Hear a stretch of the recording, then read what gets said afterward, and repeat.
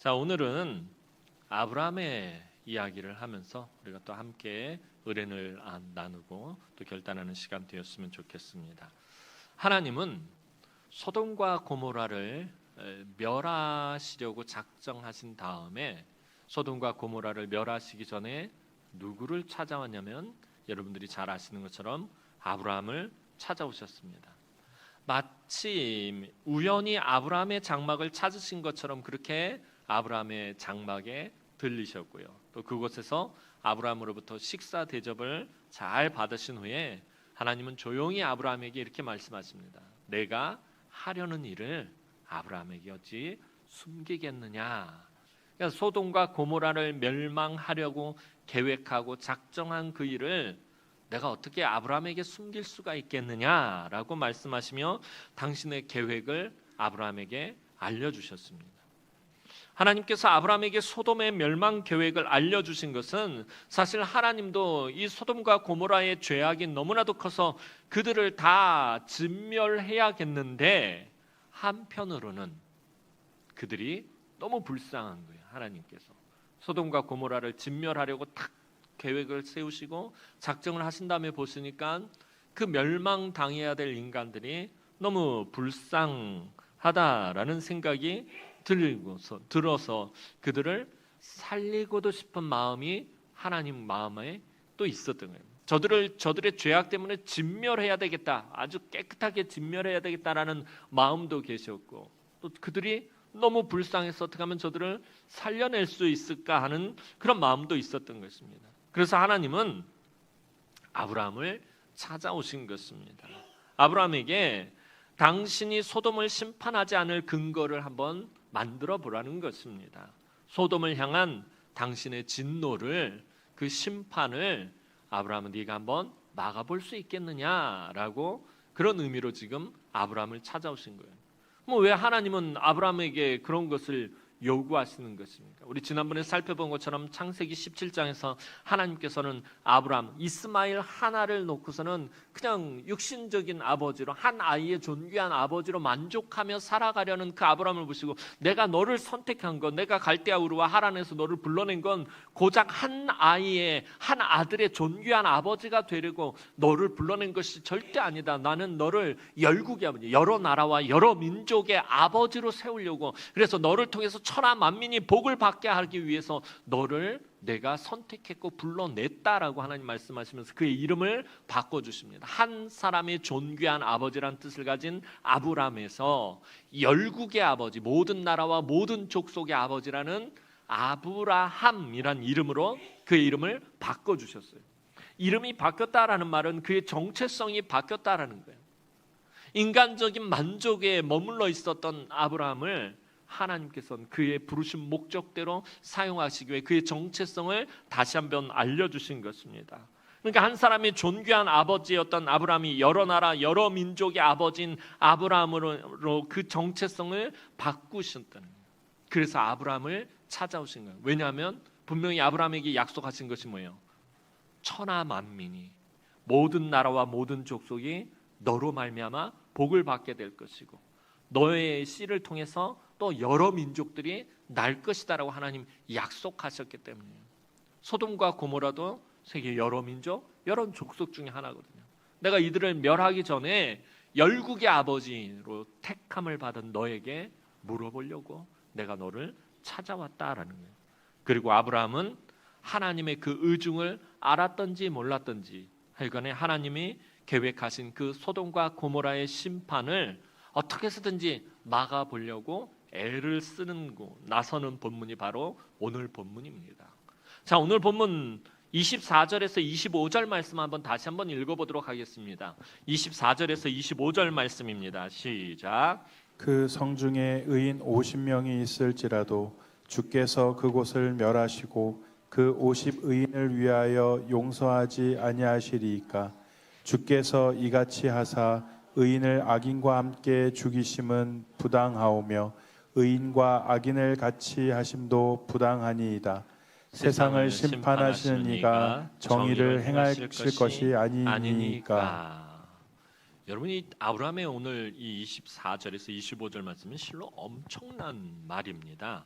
지금까지 하나님께 직접적으로 또 거듭해서 하나님, 지금 하나님이 하시려는 일은 부당하고 부당합니다라고 따져 물은 사람이 없었습니다. 한 사람도 없었어요. 하나님이 하시려던 어떤 일에 대해서, 어떤 계획에 대해서 하나님 그 부당한 일입니다. 그건 정말 부당한 일입니다. 똑같은 단어를 두 번 쓰면 굉장히 강조하는 거라고 늘 말씀드렸어요. 그런데 오늘 24절에서 25절 보면 아브라함이 하나님을 향해서 부당하며 부당함다라고 말하고 있다는 거예요. 굉장히 하나님께 지금 따져 묻고 있는 것입니다. 여지까지 그랬던 사람이 없습니다. 아브라함이 지금 말하려고 하는 것은 의인과 악인을 함께 멸하는 것은 세상을 심판하시는 이가 행해야 할 정의가 아닙니다 라고 말하면서, 만약에 소돔과 고모라 성에 의인이 있다면 어찌하시려고 하십니까? 라고 말하면서 지금 따져 묻고 있던 것입니다. 그런데 하나님은 당신의 소돔 멸망 계획이 이 부당하고 부당하다라고 항변하는 아브라함을 보시고 노하지 않으셨습니다.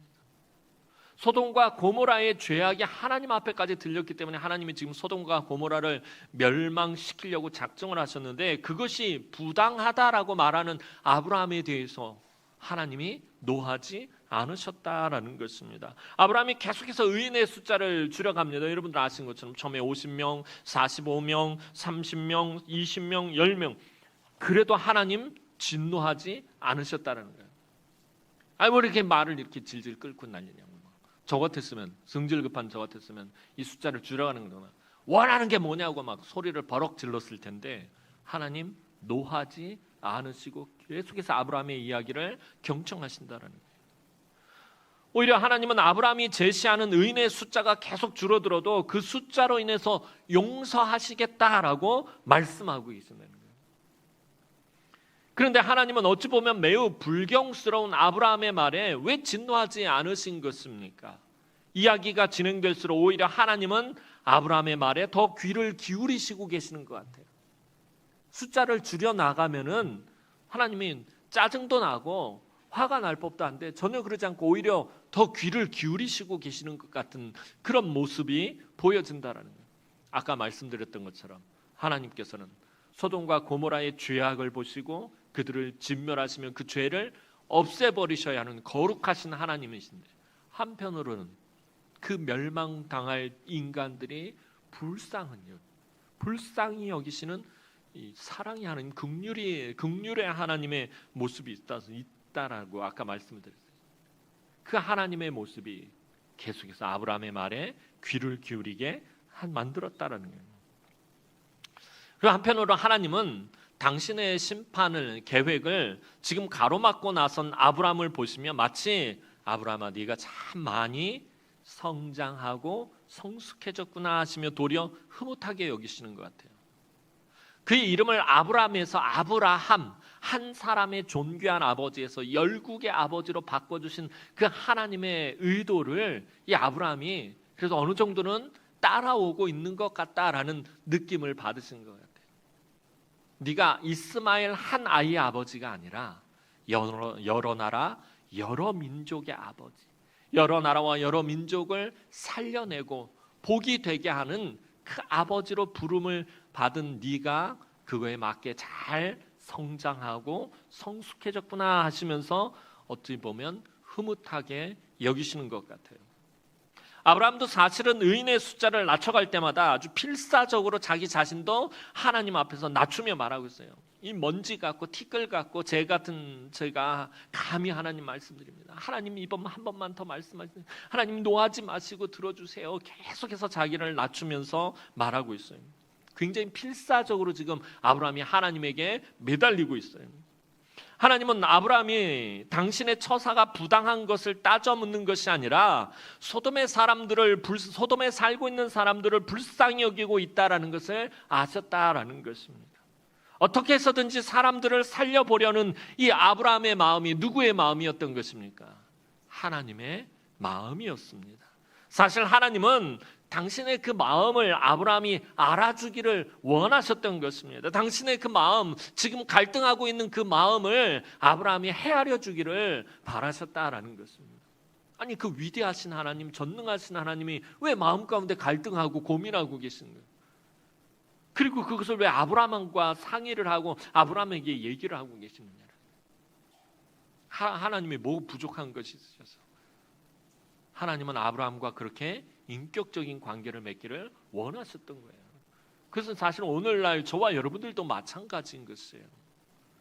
단순히 하나님 명령하고 지시하고 그것에 따르고 로봇처럼 그냥 맹목적으로 따르는 그런 관계가 아니라 하나님께서 하시려는 일을 논의하고 같이 상의하고 또 이야기를 나누고 네가 한번 제시해 봐라. 이런 관계성을 하나님은 만들어 가기를 원하셨다라는 것입니다. 그 가운데서 하나님은 우리들이 하나님의 마음을 알아주기를, 하나님의 마음을 헤아리기를 원하신다는 거예요. 우리가 하나님의 마음을 전부 다 알 수는 없어요. 지난번에 말씀드린 것처럼 하나님의 계획하심과 하나님의 뜻하심을 미련하고 어리석은 우리들이 어떻게 알겠습니까? 조금도 가늠할 수 없어요. 그러나 그 하나님의 마음을 우리가 조금이라도 헤아리고 조금이라도 알아주기를 하나님 원하신다는 거예요. 그러면 하나님 그것으로 기뻐하시는 거예요. 여러분, 우리가 자녀를 키울 때 마찬가지잖아요. 자녀가 부모의 마음을 조금이라도 알아주면 그것만으로도 부모는 마음이 기쁘고 좋은 거예요. 자녀들이 뭘 잘해주고 막 대접을 해주고 근데 부모의 마음을 전혀 몰라줘요. 그거보다는 잘해주는 것이 없어도 부모의 마음을 조금이라도 알아주고 헤아려주면 부모는 그것으로 만족하고 기뻐한다는 거예요. 하나님 마음이 그러했다는 거예요. 지금 하나님의 그 마음, 지금 마음속에서 갈등하고 있는 마음, 하나님의 사랑과 하나님의 정의가 충돌하고 있는 그 마음을 아브라함이 알아주기를 원하셨다라는 것입니다. 그래서 소돔으로 가시기 전에 아브라함의 장막을 찾아오셨던 거예요. 자신을 계속해서 낮추며 자신과는 아무런 상관도 없는 사람들의 구원을 위해서 필사적으로 하나님의 심판을 막으려는 아브라함이 바로 하나님이 찾으시는 사람이라는 것입니다. 자, 그럼 여기서 한 가지 생각해 볼 것은 왜 하나님께서 소돔을 심판하려 하시느냐라는 것입니다. 오늘 우리가 읽지는 않았지만 20절 말씀을 보면 소돔과 고모라에 대한 부르짖음이 크고라고 기록이 되어 있어요. 하나님께서 소돔과 고모라의 큰 부르짖음을 들으셨다는 거예요. 근데 여기서 이 부르짖음이라는 말의 원전의 의미는 환난을 당할 때 상한 마음으로 도움을 간청하거나 호소함이란 뜻이에요. 그러니까 소돔과 고모라에서 환난을 당한 사람들이 상한 마음으로 도움을 요청하는 거예요. 내가 지금 큰 해를 당하게 됐는데, 내가 지금 큰 어려움을 당하게 됐는데 누구라도 좀 도와줬으면 좋겠다. 도움을 간청하거나 호소함이란 뜻을 가진 게 이 부르짖음이란 뜻입니다. 근데 하나님께서 소돔이라는 악한 도시의 부르짖은 소리를 들으신 것이 아니라 해를 당한 자들이 부르짖는 소리를 하나님이 들으셨다라는 거예요. 그래서 그 부르짖음이 어떤 것인지 내가 알고자 소돔에 간다라고 하나님 앞선 본문에서 말씀하고 계셔요. 여러분, 죄악에는 언제나 피해자와 희생자가 있습니다. 가해자가 있듯이 피해자가 있고 희생자가 있습니다.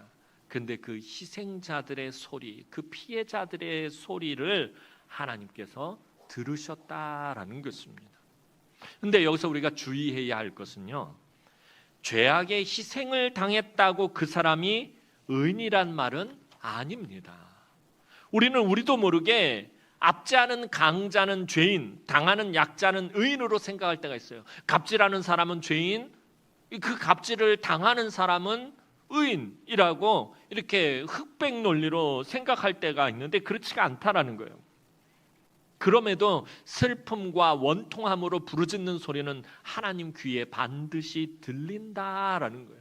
성경이 계속해서 말하는 것은 그 피해자들, 그 슬픔과 원통함으로 부르짖는 그 소리는 하나님의 귀에 똑똑히 들린다라는 거예요. 오늘 우리의 귀에는 상처받은 자들의 부르짖는 소리가 들리지 않을 수도 있지만 하나님의 귀에는 절대로 숨길 수 없습니다. 하나님은 사람들이 괴로워서 부르짖는 소리를 들으시는 분이시다라고 오늘 성경은 심지어 이 소돔과 고모라 성 그 죄악의 도시에서 부르짖는 소리까지도 하나님이 들으시고 그 부르짖는 소리를 판단하시겠다라고 말씀하세요. 저 죄 많은 인생들 소리 내가 듣지 않겠다라고 하는 말씀하시는 것이 아니라 죄인들의 부르짖는 소리까지도 하나님은 귀를 기울이신다라는 거예요. 그러니 하나님께서 사람들의 죄인들의 부르짖는 소리를 듣지 않으신다면 아브라함의 소리에 귀를 기울이시지도 않으셨을 것이다라는 거예요. 소돔의 소리에 귀를 기울이셨기 때문에 아브라함의 간청을 하나님 듣고 계신다라는 것입니다. 여러분, 예수님의 비유를 보면 누가복음 18장에 과부와 불의한 재판관의 비유가 있어요. 이 과부가 너무 억울하고 원통한 일을 당해서 이 재판관을 찾아가서 자기의 억울함을 호소합니다. 그런데 이 재판관은 하나님도 두려워하지 않고 사람도 두려워하지 않는 사람이에요. 그래서 예수님은 불의한 재판관이라고 말해요. 그런데 이 불의한 재판관이 이 과부의 간청을 들어줍니다. 내가 저 과부의 간청함을 들어주지 않으면 맨날 와서 부르짖을 테니 내가 귀찮아서라도 들어줘야 되겠다는 거예요. 그건 표면적인 이유고요. 자세히 그 예수님의 비유를 살펴보면 나중에 이 과부와 불의한 재판관 가지고 제가 한번 설교를 하겠는데, 재판관이 과부의 간청을 들어준 이유는요, 과부가 옳고 정당한 것을 요청했기 때문이에요. 불의한 것을 요청했던 것이 아니에요. 자기 억울함, 원통함을 요청했기 때문에 막 무조건 가서 떼를 쓰고 막 고집을 부렸기 때문에 재판관이 들어준 것이 아니라 그 과부의 요청이 정당한 것이었기 때문에 들어준 것이다라는 거예요. 그러니까 우리가 하나님께 막 떼쓴다고 되는 게 아니에요. 우리가 하나님 앞에 간구하고 요청하는 것이 하나님 앞에서 정당해야지 들으신다라는 것입니다. 그리고 그 과부의 계속되는 간청이 재판관의 명예를 훼손하는 일이 되기 때문이었다. 와서 계속 그 억울함을 호소하는데 재판관이 들어주지 않아요. 그럼 재판관의 명예가 훼손이 되는 거예요. 내 명예, 내 체면이 훼손되니까 빨리 들어줘야 되겠다. 여러분이 정당한 기도의 제목을 들고 하나님 앞에 나아가서 요청하면요, 하나님이 들어주지 않으실 수가 없다는 거예요. 왜냐하면 하나님의 영광이 훼손되기 때문에. 예수님은 그런 의미로 이 과부와 불의한 재판관의 비유를 말씀하신 거예요. 여러분, 이렇게 불의한 재판관도 과부의 간청을 들어주는데 하나님이 간청하는 자의 소리에 귀 기울이지 않겠느냐라는 것이 예수님의 지론이었던 거예요. 소돔의 불의한 자들의 소리에도 하나님께서 귀를 기울이셨는데 아브라함의 간청하는 소리를 하나님이 듣지 않으시겠느냐는 거예요. 진노하시겠느냐는 거예요. 아브라함은 혹이라도 하나님이 진노하실까 봐 하나님 내 주에 노하지 마시옵소서 하면서 계속 말하고 있는데 하나님은 노하실 생각이 아예 없어요. 내가 불의한 소돔의 소리를 듣고 그 진위를 파악하고자 내려왔는데 내 사랑하는 사람, 내가 선택한 사람, 여러 열국의 아비로 세운 아브라함의 간청하는 소리에 내가 귀를 기울이지 않겠느냐라는 것입니다. 이제 아브라함이 소돔의 사람들을 불쌍히 여긴 것은 여러분, 그들 중에 누가 있었기 때문에? 소돔 안에 자기가 사랑하는 조카 롯도 포함되어 있었기 때문에 더욱 그가 필사적으로 매달린 거예요. 그런데 여기서 한 가지 궁금한 것은, 그렇다면 과연 롯이 의인이냐라는 것입니다. 소돔과 고모라가 멸망한 다음의 사건을 보면은 롯이 그 딸들과 동침해서 모압과 암몬이라는 저주받은 족속을 낳게 되는 것을 보면 롯이 의인이라고 할 수 없는데, 과연 롯이 이 아브라함이 말하는 의인에 포함되느냐라는 것입니다. 여러분, 엄밀히 말하면 롯은 아브라함이 말한 의인에 포함이 됩니다. 하지만 하나님이 말한 의인에는 포함이 되지 않습니다. 왜냐하면 아브라함이 말하는 의인과 하나님이 말하는 의인은 그 의미가 전혀 다르기 때문이에요. 같은 의미를 이야기하고 있지 않아요. 그렇다면 오늘 본문의 대화는요, 심판과 멸망이라는 아주 무겁고 진지한 주제라서 그렇지, 실은 지금 아브라함과 하나님은 동문서답을 하는 아주 우스꽝스러운 것이나 마찬가지인 지금 이야기가 진행되고 있는 거예요. 왜냐하면 서로 의인에 대한 개념이 다르기 때문에요. 그러면 아브라함이 말하는 의인은 어떤 의인인 것입니까? 어떤 의미로서의 의인인 것입니까? 이것은 저와 여러분들이 생각하고 저와 여러분들이 말하는 의인이라는 개념과 거의 같은 거예요. 우리는 의인에 관해서 어떻게 판단하고 있어요? 저와 여러분들이 생각하는 의인은 이런 사람이다는 거예요.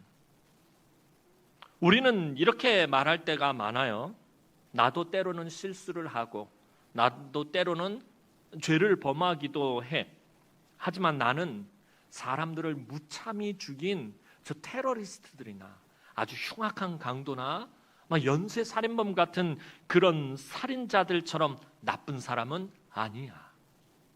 나는. 여러분, 우리 그렇게 생각하잖아요. 우리 뉴스를 보면 얼마나 막 흉악한 범죄들이 막 그 뉴스를 통해서 방송이 됩니까? 얼마 전에 봤던 그 스토커 범죄. 자기를 만나주지 않는다고 여자를 막 칼로 수십 번을 찔러서 죽였던 그 보면서 우리 막 분노하잖아요. 그 분노하는 이유가 뭐예요? 마음속에 무슨 생각이 드는 거예요? 나는 저 흉악한 죄인과 같지 않다라는 생각이 있는 거예요. 난 저렇게 나쁜 놈은 아니야. 나도 죄를 짓고 나도 죄인이고 나도 악한 사람이지만 나 저렇게 나쁜 놈은 아니야 라는 생각이 우리 안에 있다라는 것입니다. 나는 사람을 죽이지 않았고 나는 불륜을 저지르지도 않았어. 난 내 아내 외에 다른 여자 쳐다보지도 않았어. 나는 도둑질을 하지도 않았어. 우리는 스스로 완벽하다고 생각하지는 않지만 난 완벽하다. 우리 그렇게 생각하지 않잖아요. 나 불완전하고 나도 잘못을 해. 완벽하다고 생각하지는 않지만 그렇다고 아주 악하다고 생각하지도 않는다라는 것입니다. 그래서 우리는 나보다 더욱 심하게 죄를 저지르는 사람은 하나님의 심판을 받아야 한다라고 생각한다라는 거예요. 우리가 말하는 의인과 악인의 기준이 뭐라는 거예요? 바로 내 자신이다라는 거예요. 내 자신이 기준이 되는 거예요. 그래서 나보다 나쁜 일을 많이 했으면 악인, 그렇지 않으면 의인이라고 판단하게 된다라는 거예요. 나도 모르게. 여러분, 그렇게 판단한다라는 거예요. 뉴스를 보면서 또 어떤 때는 막 훈훈한 기사를 보잖아요. 막 나누고 베푸는 사람들 보면서 선을 행하는 사람들 보면 저 사람들은 의인이다. 그런데 막 살인을 하고 강도를 하고 막 횡령하고 막 온갖 부정부패를 저지르면 악인이라고 생각하잖아요. 죄인이라고 생각하잖아요. 나보다 더 나쁜 짓을 저지르는. 그러니까 우리가 의인과 악인을 나누는 기준은 내 자신이다라는 거예요. 아브라함도 마찬가지였다라는 거예요. 아브라함의 의인의 기준이 그랬다라는 거예요. 이 기준에 따르면 아브라함의 조카 롯은 죄인일까요? 의인일까요? 의인인 거예요. 그러나 하나님의 의인의 기준은 우리가 생각하는 것과는 분명히 다르다라는 거예요. 하나님이 말씀하시는 의인은 어떤 상태를 말하는 거예요? 완전히 뭐가 없는 상태? 죄가 없는 상태를 말하는 것입니다. 그렇기 때문에 하나님이 보시기에는 이 세상에 그 누구도 의롭지가 않습니다. 그래서 시편 53편 2절에서 3절에서 이렇게 기록하고 있습니다. 시편 53편 2절에서 3절 말씀 보도록 하겠습니다. 시작. 하나님이 하늘에서 인생을 굽어여 살피사 지각이 있는 자와 하나님을 찾는 자가 있는가 보려 하신즉 각기 물러가 함께 더러운 자가 되고 선을 행하는 자가 없으니 한 사람도 없도다. 하나님 앞에서는 다 그렇다는 거예요. 하나님의 기준에 따르면 소돔과 고모라뿐만 아니라 세상 그 어디에도 의인은 없다라는 것입니다. 아브라함이 하나님께 자비를 구하면 구할수록 아브라함과 하나님이 생각하는 의인의 차이가 더 분명해지는 것 같아요. 사실은 소돔에 아브라함이 말하는 의인이 100명이고 1000명이고 10,000명이 있어도 그 성은 멸망당할 수밖에 없어요. 아브라함이 말하는 의인과 하나님이 말하는 의인이 다르기 때문입니다. 그래서 아브라함의 필사적인 간청에도 불구하고 소돔과 고모라는 어떻게 된 거예요? 심판을 당한 거예요. 그럼 여기서 한 가지 문제가 생기죠. 아브라함의 이 간청은 오늘 어떻게 보면 막 목숨을 걸고 하는 거잖아요. 하나님 진노하실까 봐 막 필사적으로 매달려서 있던 아브라함의 이 간청은 아무짝에도 쓸모없는 것이 아니냐라고 말할 수 있다는 거예요. 이런 문제가 생긴다는 거예요. 아니 그렇게 하나님 앞에 매달려서 필사적으로 간청했는데 하나님이 소돔과 고모라를 멸망시켜 버렸다면 아브라함의 간청은 이게 무슨 소용이 있느냐? 내가 하나님 앞에 그렇게 필사적으로 매달려서 간구했는데 하나님 응답하시지 않으면 나의 그 간구함이 무슨 소용이 있느냐라는 거죠. 여러분, 그러나 하나님은 아브라함의 간청을 완전히 무시하신 것이 아니다라는 사실을 잘 살펴봐야 합니다. 아까도 말씀드린 것처럼 하나님은 부르짖는 소리를 들으시는 분이십니다. 귀 기울여 들으시는 분이에요. 아브라함의 간청을 분명히 들으셨다라는 것입니다. 듣지 않으신 거 아니에요? 분명히 들으셨어요. 아브라함의 의인에 대한 부분은 받아들여지지 않았지만 아브라함의 간청함에 대해서는 하나님께 받아들여졌다라는 사실이에요. 아브라함은 하나님께 의인들이 악인과 함께 멸망당하지 않게 해달라고, 이 지금 아브라함의 간청함의 그 요지는 딱 그거예요. 의인과 악인을, 자기가 말하는 그 의인과 악인을 함께 멸망당하지 않게 해달라는 것이었어요. 왜 그렇게 간청한 것입니까? 왜 이렇게 아브라함이 필사적으로 매달린 것입니까? 아브라함이 롯과 그의 가족을 의인이라고 여겼기 때문이에요. 자기가 생각하고 있는 그 기준에 맞았기 때문이에요. 아브라함은 그 악한 성읍의 죄로 인한 피해자들의 부르짖음에도 불구하고 자신이 사랑하고 자신이 의인이라고 여기는 자들을 위해서 소돔과 고모라가 당해야 마땅한 심판을 지금 막고자 했던 것입니다. 이에 대해서 하나님은 아브라함의 의인에 대한 생각은 들어주시지 않으셨지만 그가 왜 그렇게 간청을 하게 되었는지는 아시고 그 이유에 대해서, 그가 간청한 이유에 대해서는 하나님 응답을 하셨다라는 거예요. 그렇다면 아브라함의 간청함이 쓸모없는 것은 아니에요. 어디서 그것을 알 수 있냐면 창세기 19장 29절 말씀, 하나님께서 소돔과 고모라를 멸하시는 과정 가운데서 하나님 이렇게 말씀하셔요. 창세기 19장 29절 말씀 보도록 하겠습니다. 시작. 하나님이 그 지역의 성을 멸하실 때 곧 롯이 거주하는 성을 엎으실 때에 하나님이 아브라함을 생각하사 롯을 그 엎으시는 중에서 내보내셨더라. 자, 소돔과 고모라를 철저하게 진멸하시는 과정에서 하나님께서 아브라함을 생각하사 롯을 그 엎으시는 중에서 내보내셨더라. 하나님께서는 아브라함이 왜 그토록 간청을 했는지 그 이유 분명히 알고 계셨어요. 모르고 계셨겠습니까? 필사적으로 매달리면서 하나님 앞에 간청하는 그 이유를 하나님이 알고 계셨다는 거예요. 그래서 소돔을 멸하시는 중에 아브라함의 그 간청함을 기억하시고 롯을 소돔 밖으로 내보내신 것입니다. 그의 간청함을 들으시고 응답하신 거예요. 사랑하는 성도 여러분, 오늘 우리가 참 많은 기도의 제목을 가지고 하나님 앞에 나아갑니다. 여러분들도 지금 마음 가운데 그러잖아요. 간절히 원하고 바라고 소원하는 여러 가지 기도의 제목들이 있잖아요. 그래서 그것을 가지고 새벽에 기도하기도 하고 금요 기도에 모이기도 하고 또 이 하나님 앞에 예배를 드리러 나올 때 여러분 아무 생각 없이 개념 없이 나오지는 않잖아요. 뭔가 원하고 하나님의 은혜를 사모하고 이 예배 가운데 하나님 은혜를 누리기 소망하면서 또 뭔가 간청하는 것이 있어서 하나님 앞에 나오잖아요. 그런데 그리 많은 것을 응답받지 못함을 보게 됩니다. 앞에 있는 성목사도 마찬가지고요. 일주일간 참 많은 것을 하나님 앞에 간청하고 요구하고 요청하고 기도하는데 많은 것들을 응답받지 못해요. 하나님께 부르짖으며 호소하고 간청하여도 하나님께서 응답하시지 않아요. 이럴 때 참 마음이 많이 낙심되고 마음이 어렵습니다. 그러나 이때 우리가 살필 것은 사실 우리의 간청함이 아니라 하나님의 선하신 뜻이다라는 것입니다. 하나님의 마음이다라는 것입니다. 오늘 아브라함이 하나님 앞에 간청하기 전에 아브라함이 하나님의 마음을 조금이라도 헤아리고 있었다는 거예요.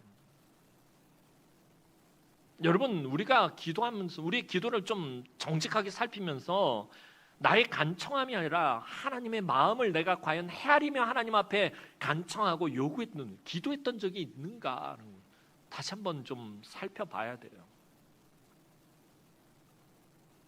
마치 내가 맡겨놓은 거 달라고 하는 것처럼 어떻게 보면 굉장히 뻔뻔할 정도로 당당하게 하나님 앞에 요청만 했지 하나님의 마음을 헤아리려고 한 적이 없다는 거예요. 자녀들이 엄마에게만 아침마다 물으다. 엄마 나 10,000원만 책상에. 야 너는 맨날 나한테 뭐 맡겨놓은 거 찾아가는 것처럼 묻는다. 그러잖아요. 진짜 뭐 맡겨놓은 거 마냥 막 맨날 그냥 쏙쏙 빼먹어 가잖아요. 아까도 근데 말씀드렸던 것처럼 그런 와중에서라도 자녀들이 엄마의 마음을 그냥 조금이라도 헤아려주면 그냥 그것만으로도 좋은 거잖아요. 우리가 하나님의 마음을 헤아리지 못하고 마치 내가 맡겨놓은 것 찾아가는 것처럼 하나님 앞에 요청할 때가 당당하게 요청할 때가 너무 많다라는 것입니다. 하나님의 마음을 헤아리지 못하면 우리가 더 많은 것들을 풍성하게 누리지 못한다라는 거예요. 여러분, 내가 그토록 열심히 간절히 오래도록 기도했다라는 것에 초점을 맞추면 안 돼요. 하나님, 내가 이렇게 오래 기도했는데, 하나님, 내가 이렇게 열심히 기도했는데, 하나님, 내가 이렇게 간절히 요청했는데, 여기다 초점을 맞추면 안 돼요. 무엇을, 왜 그토록 간청했느냐를 살펴야 되는 거예요. 하나님의 마음을 헤아리면서 하나님이 내 마음을 헤아리는데 내가 왜 그것을 간청하는지, 아브라함이 왜 그렇게 필사적으로 하나님 앞에 그것을 간청했는지 하나님이 그 마음을 아셨기 때문에 소돔과 고모라를 멸하는 중에 아브라함의 간청함을 기억하시고 롯을 거기서 내보내셨단 말입니다. 무엇을 왜 그토록 간청하고 있는지, 내가 이것을 왜 하나님 앞에 이렇게 간절히 요청하고 있는지 어떤 때 내가 그 이유를 알지도 못하고 요청할 때가 있다는 거예요. 하나님, 내가 부자가 되게 해주십시오. 이 가난에서 벗어나 좀 부자가 되게 해주십시오. 그냥 우리의 요청은 어떻게 보면 굉장히 맹목적인 거예요. 이유가 없는 거예요. 그냥 병에 걸렸으면 이 병 좀 낫게 해주십시오 그러는 거예요. 이유가 없어요. 그냥 맹목적인 거예요. 이 병이 낫기만을 바라는 거예요.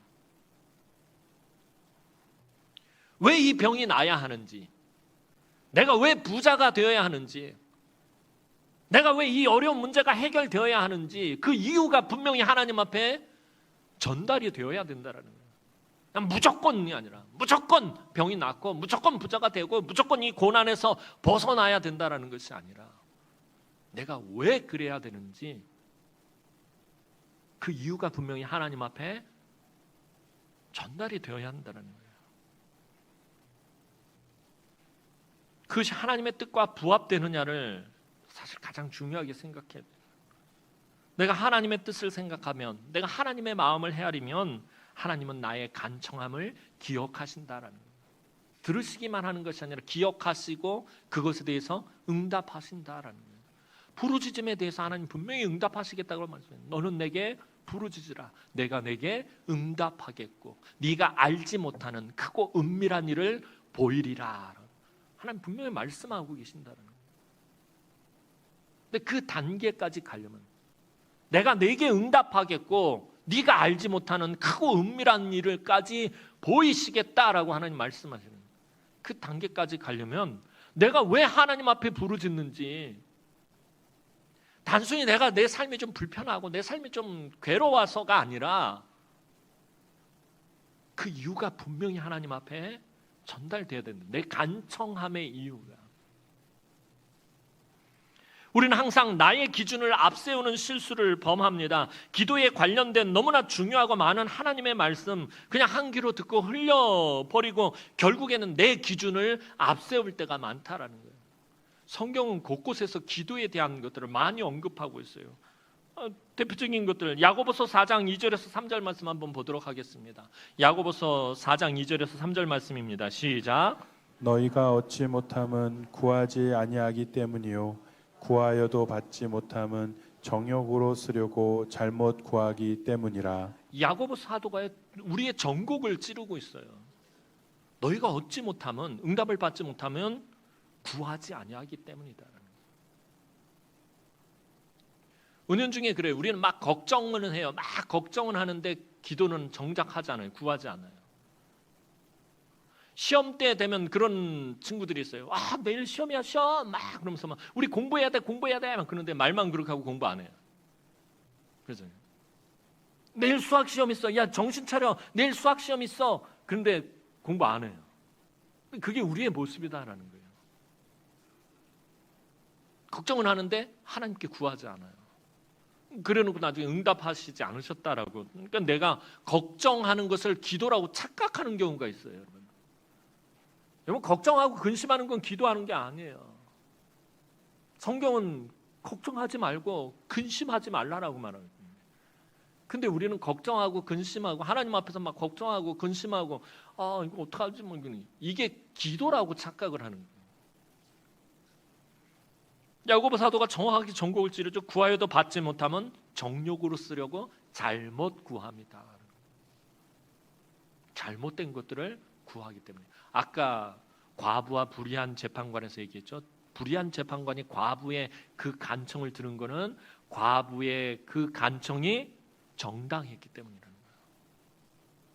그 과부의 간청이 옳은 것이 아니었다면, 정당하지 않은 것이었다면 재판관, 그 불의한 재판관 들어주지 않았을 거다라는 거예요. 정욕으로 쓰려고 잘못 구할 때 하나님은 응답하지 않는다. 마태복음 6장 6절 말씀 보도록 하겠습니다. 마태복음 6장 6절 말씀입니다. 시작. 너는 기도할 때에 내 골방에 들어가 문을 닫고 은밀한 중에 계신 내 아버지께 기도하라. 은밀한 중에 보시는 내 아버지께서 갚으시리라. 너는 기도할 때 내 골방에 들어가 문을 닫고 은밀한 중에 계신 내 아버지께 기도하라. 은밀한 중에 보시는 내 아버지께서 갚으시리라. 이게 뭘 말하느냐면 하나님께 집중하라라는 거예요. 여러분, 아까 그 과부와 불의한 재판관 이야기에서 보면요, 과부가요 굉장히 억울하고 원통한 일을 당했어요. 그런데 이 과부가 누구에게 집중을 하죠? 재판관에게만 집중해요. 주변 사람들을 찾지 않아요. 주변 사람들한테 가서 내가 이런 억울한 일을 당했다, 내가 이런 원통한 일을 당했다, 어떻게 하면 좋겠냐, 그럼 주변 사람들은 그런 게 아니라 재판관에게만 매달리고 있더라는 거예요. 여러분, 예수님의 비유를 잘 살펴야 돼요. 재판관에게만 집중하고 있어요. 내 골방에 들어가 문을 닫고 은밀한 중에 계신 내 아버지께 기도하라는 말은 하나님께만 집중하라는 거예요. 우리 문제 터지면 주변 사람들 붙들고 이거 어쩌면 좋노, 이거 어떡하노, 사방팔방 나팔 불고 다니는데, 근데 정작 하나님께는 안 해요. 다른 사람한테 이야기한 걸 기도했다라고 또 착각해서는 안 된다는 거예요. 골방에 들어가서 내 은밀한 계신 하나님께만 집중하고, 그 과부처럼, 그 과부가 그 재판관에게 매달린 것처럼 하나님께만 매달려야 된다는 거예요. 마태복음 5장 44절 말씀 보겠습니다. 마태복음 5장 44절 말씀입니다. 시작. 나는 너희에게 이르노니 너희 원수를 사랑하며 너희를 박해하는 자를 위하여 기도하라. 자, 너희 원수를 사랑하며, 여러분 이거 쉽지 않잖아요. 그래서 예수님 다시 말씀하세요. 한 단계 조금 낮춰주세요. 너희를 박해하는 자를 위하여 기도하라. 사랑하지 못하겠으면 기도해라. 때때로 그래요. 신앙생활하다 보면은요, 누군가 갈등이 생기고 신앙생활하다 보면 교회에서 미워하는 사람이 있을까요, 없을까요? 아니, 우리 대남은교회에서 신앙생활하다 보면 누구 미워하는 사람이 생겨요. 갈등이 생겨요. 우리 성격이 다 다르고 기질이 다르니 부딪히고 갈등하고 싸우고 다투고. 그런데 거기서 머물면 세상하고 다를 바가 없죠. 그런데 어떤 때 하나님이 그런 마음을 주셔요. 되게 미운 사람인데 자꾸 그 사람 위해서 기도하고 싶은 마음. 그 마음에 순종하면요, 하나님이 내가 하는 간청을 다 들어주시는 거예요. 목사님, 저도 마찬가지예요. 제가 미운 사람이 있을까요, 없을까요? 미워 죽겠어 하는 사람이 있어요. 우리 집사람은 아니에요. 그런데 하나님이 어떤 때는 그런 마음을 주셔요. 네가 미운 그 사람을 위해 기도하라. 너 사랑하지 못하겠으면, 용서하지 못하겠으면 기도해라. 하나님 그 마음 주시면 그것을 기도해야 돼요. 마태복음 6장 33절 말씀 보도록 하겠습니다. 마태복음 6장 33절 말씀입니다. 시작. 그런즉 너희는 먼저 그의 나라와 그의 의를 구하라. 그리하면 이 모든 것을 너희에게 더하시리라. 기도의 우선순위에 대한 말씀이죠. 우리가 가장 먼저 구해야 될 것이 무엇인지, 우리가 가장 먼저 찾아야 될 것이 무엇인지. 너희는 먼저 그의 나라와 그의 의를 구하라는 말은요, 아까 말씀드렸죠, 가장 쉽게 표현을 하면 하나님의 마음을 헤아리라는 거예요. 좀 우리 교회를 향하신 하나님의 마음, 내 자녀를 향하신 하나님의 마음, 내 가정을 향하신 하나님의 마음, 내 직장을 향하신 하나님의 마음, 내가 다니는 학교를 향한 하나님의 마음을 먼저 헤아리라는 거예요. 내 삶 가운데서. 그러면 너희에게 이 모든 것을 더하시리라. 네가 구하지 아니한 것까지도, 네가 생각지도 못한 것까지도 응답하시라는 거예요.